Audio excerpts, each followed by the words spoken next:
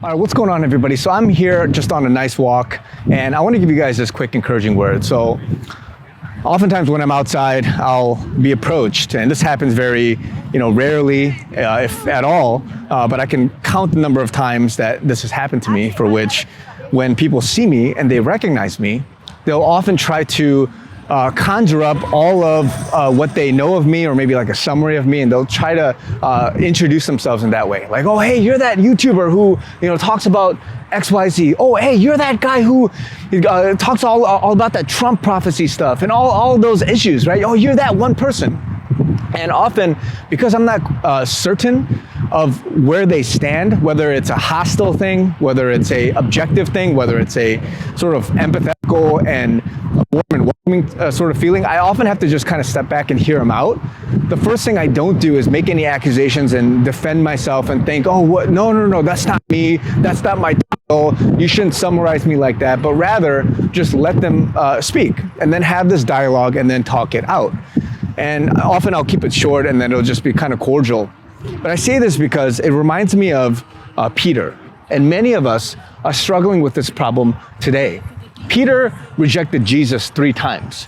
Now, many of you won't say, oh, I'm rejecting Jesus and I'm, saying no to him. But rather, the principle of speaking truth and standing for what you believe in and what the Lord has shown you. So in this hour, there's many people, they want to distance themselves, just like how Peter distanced himself from Jesus by saying, hey, you know what?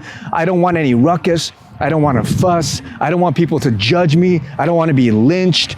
So I'm going to, for the sake of my image and for my life, I'm going to deny him so that as I distance myself, I can save face. And a lot of people in this day and age, whether it's a controversial topic, whether it's a political topic, like, hey, aren't you that guy who voted for Trump? Oh, yo, aren't you that dude that talked about those things? Oh, yo, you're one of those that doesn't want LGBTQ and the rights and all that stuff to happen. Aren't you one of those people? And because we want to save face, because we want to be like Peter, a lot of us, we end up doing the same exact thing that Peter did by vehemently 3 times as it progresses.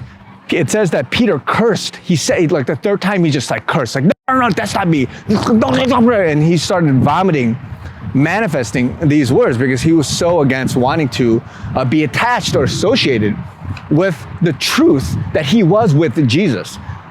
Don't, mind you, if you believe that what you did was right or wrong, oh yeah, voting for, weren't you that guy that voted for Trump, or weren't you that guy that voted for Biden? Whether or not that's an acceptable choice, the truth is that you actually did that. And for you to lie about that, for you to go against it, for you to belittle it, for you to go into a corner and say, no, that's not me, that is not standing for the facts and the truths of what you actually did. So I'm saying this because many of us in this day and age, you're getting approached left and right. Somebody has an impression of you. Somebody has an image of you. Somebody is telling you, hey, you're the guy who did this, right? You're the guy who believes in these things, right? And they go because they want to save face, because they want to they have pride, because they don't want to get into arguments. I'm not saying that you should go into some conversation, ruffle feathers, be abrasive. You got to read the room, as I always say. You got to have discernment.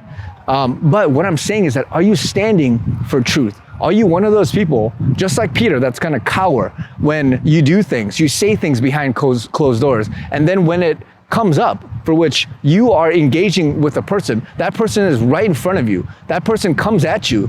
And then when the going gets tough, when the pressure is on, when the servant girl is calling you out in front of all the crowd, and you sit there and you go, no, I don't know him. I don't know. I didn't do that. I don't believe in those things. That's not me. I agree with the corporate culture. I agree with what everybody else says. That's not me.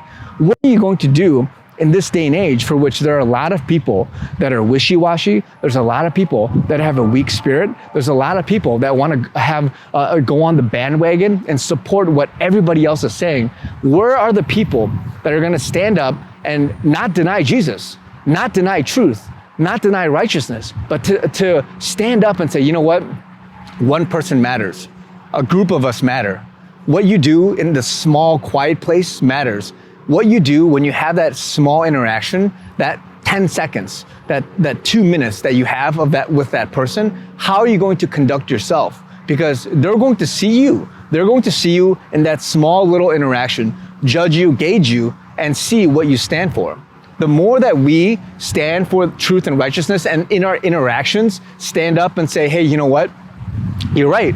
I do believe this. I did say this. I do stand for this. Then when you do that, it adds up. It adds up because in the body of Christ, collectively, we'll stand up to be like, you know what? This is Christ. This is the way. This is righteousness. This is my belief. This is the character that I want to exhibit and to glorify God and to make an example of what we as a body can do collectively. It starts with the small choices. It starts with you in the public place when you have that little moment. It starts with you in the secret place and what you do to stand for that. So build it up. Stop being a wishy-washy person. Stop being a person just of words and no action, but stand and seize the moment. Seize the moment when it comes to you. So God bless you guys. Love you guys. Talk to you guys very soon.